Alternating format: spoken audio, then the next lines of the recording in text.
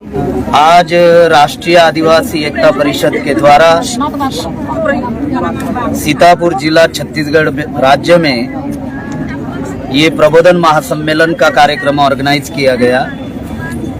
संविधान की आर्टिकल 19 के अंतर्गत जो अधिकार भारत के समस्त नागरिकों को दिया गया, freedom of speech and freedom of expression, ये जो बोलने का अधिकार दिया गया, शांतपूर्ण तरीके से सभा लेने का अधिकार दिया गया, संगठन बनाने का अधिकार दिया गया, लोगों को जगाने का, उनको जोड़ने का अधिकार दिया गया।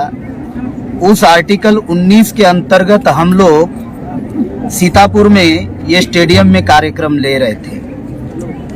उसकी रीतसर जो प्रक्रिया है परमिशन की, वो प्रक्रिया भी हम लोगों ने की, लेकिन समय तक पुलिस प्रशासन के द्वारा, एसडीएम कार्यालय के द्वारा हम लोगों को कार्यक्रम लेना है या नहीं लेना है, इसकी किसी प्रकार से लिखित जानकारी नहीं दी।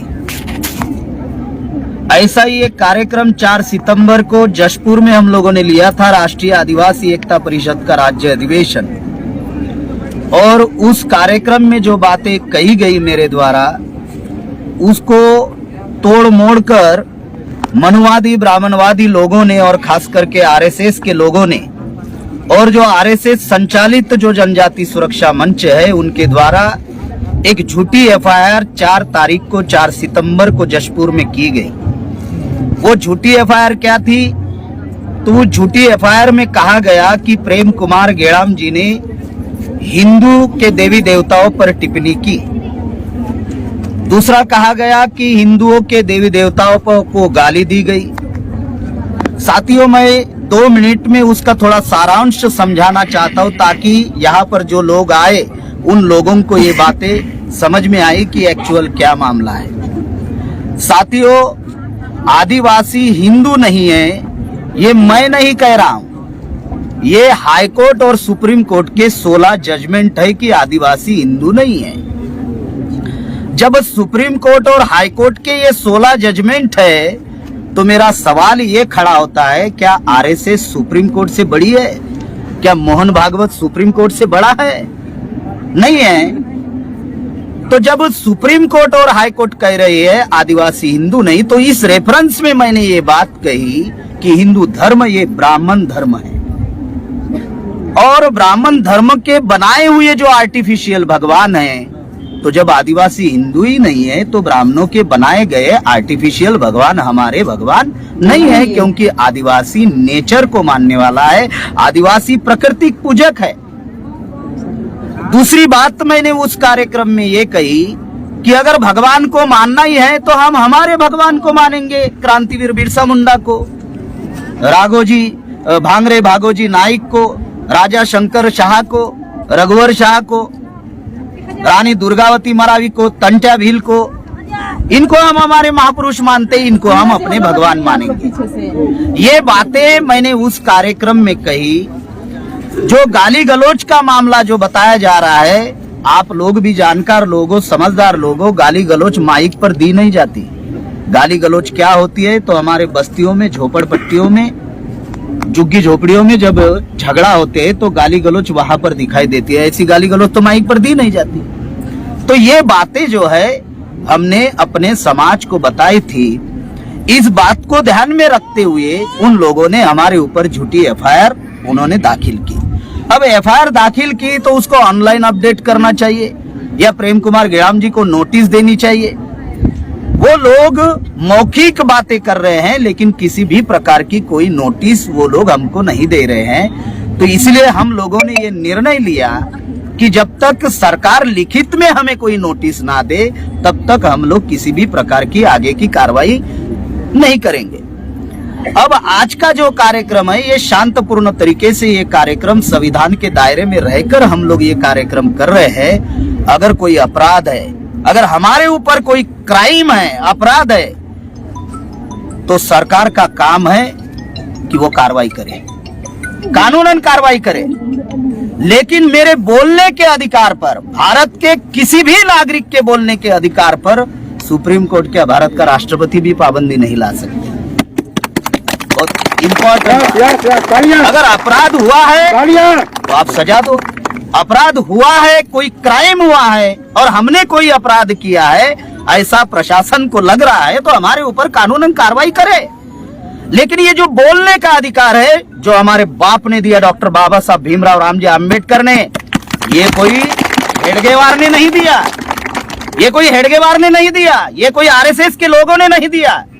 जो आज आरएसएस के लोग हमारे आदिवासी एरिया में जाकर जो हमारे समाज को भड़का रहे हैं, अगर इन्होंने हमारे समाज को जगाने का काम किया होता, ये तथाकथित आजादी के 75 साल में अगर ये काम अगर मनुवादी ब्राह्मणवादी लोगों ने किया होता तो प्रेम कुमार गेड़ाम को सीतापुर में आने की जरूरत नहीं होती, तो हमारा समाज जाग गया होता। इन्होंने जगाने का काम नहीं किया, बल्कि समाज को भ्रमित करने का काम किया, समाज को कर्मकांड में फंसाने का काम किया, समाज को पाखंड में रखने का काम किया और हमारे समाज को सबसे ज्यादा शिक्षा से वंचित रखने का काम किया। शिक्षा से वंचित होने की वजह से हमारे समाज का ज्ञान का विकास नहीं हुआ, विज्ञान का विकास हमारे समाज में नहीं हुआ, किसी भी प्रकार का कोई डेवलपमेंट हमारे समाज में नहीं हुआ।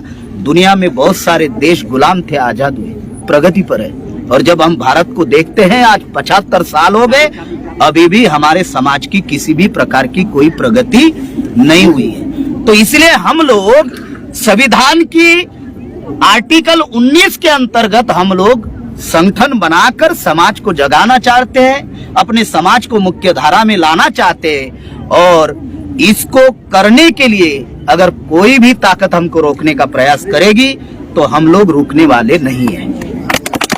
आज का ये जो कार्यक्रम है, एसडीएम साहब के रिक्वेस्ट के अनुसार, उनके विनती के अनुसार ये कार्यक्रम हम लोग अभी यहीं पे समापन कर रहे हैं। लेकिन ये लड़ाई यहाँ पर रुकने वाली नहीं है। जिन लोगों की वजह से ये कार्यक्रम होने नहीं दिया, हम लोग पहले चरण में सीतापुर जिला में 25,000 लोग जेल भरो आंदोलन करेंगे। दूसरा छत्तीसगढ़ राज्य का राज्य स्तरीय जेल भरो आंदोलन होगा। जिंदाबाद जिंदाबाद। और साथियों, जरूरत पड़े तो हम लोग राष्ट्रीय स्तर पर ये राष्ट्रव्यापी जेल भरो आंदोलन करेंगे। यहाँ पर जो भी घटनाएं घटित हुई है वो सारी घटनाएं बामसेफ भारत मुक्ति मोर्चा के राष्ट्रीय अध्यक्ष मान्यवर वामन मेश्राम साहब के पास पहुंच चुकी है, और बहुत जल्द ही इस घटना को लेकर हम लोग साथियों कोर्ट में जाएंगे। चाहे वो हाई कोर्ट जाना क्यों ना पड़े, सुप्रीम कोर्ट जाना क्यों ना पड़े, हम लोग कोर्ट में जाएंगे। और जिन लोगों ने यहाँ पर लॉ एंड ऑर्डर खतरे में लाने की कोशिश की और दंगा फसाद करने की कोशिश की और शांतपूर्ण तरीके से सभा को उधेड़ने की कोशिश की, उनके विरोध में हम एसडीएम साहब से विनती करते हैं, क्योंकि उनकी विनती को हमने स्वीकारा, कार्यक्रम को हमने समाप्त कर दिया। तो हमारी ये विनती है, हमारी ये रिक्वेस्ट है उनसे कि जिन लोगों ने अराजकता और असामाजिक तत्व वाले लोग यहाँ पर जो दंगा फसाद और कार्यक्रम को उधेड़ने की कोशिश करने की कोशिश की, उनके ऊपर तुरंत आज के आज एफआईआर किया जाए, नहीं तो हम देश भर में एक बहुत बड़ा आंदोलन हम लोग करने की कोशिश करेंगे। ये कोई ऐरो गैरो नत्तो खैरो का संगठन नहीं है, ये राष्ट्रीय आदिवासी एकता परिषद, ये बामसेफ भारत मुक्ति मोर्चा की ऑफशूट विंग है। 31 राज्य, 567 जिला, करीबन 4000 तहसील, 22,000 ब्लॉक और 1.5 लाख गांव का संगठन है। हमने झांकी 6 अक्टूबर को नागपुर में दिखाई है। अगर इनको पिक्चर दिखाना है तो 2024 में हम लोग पिक्चर भी दिखाएंगे, और जिन लोगों ने ये कृत्य किया 2024 में हम लोग जरूर इनको सबक सिखाएंगे। और साथियों, आप सब लोग जो यहाँ पर आए, शांतपूर्ण तरीके से हम लोग आए। अब शांतपूर्ण तरीके से हम लोगों को अपने अपने घर वापस जाना है, सुरक्षित अपने अपने घर वापस जाना है। हम लोग अभी राष्ट्रीय स्तर पर अभी इस घटना को लेकर जो भी निर्णय आएगा राष्ट्रीय अध्यक्ष जी के द्वारा, उस निर्णय के ऊपर हम लोग सारे लोग अमल करेंगे।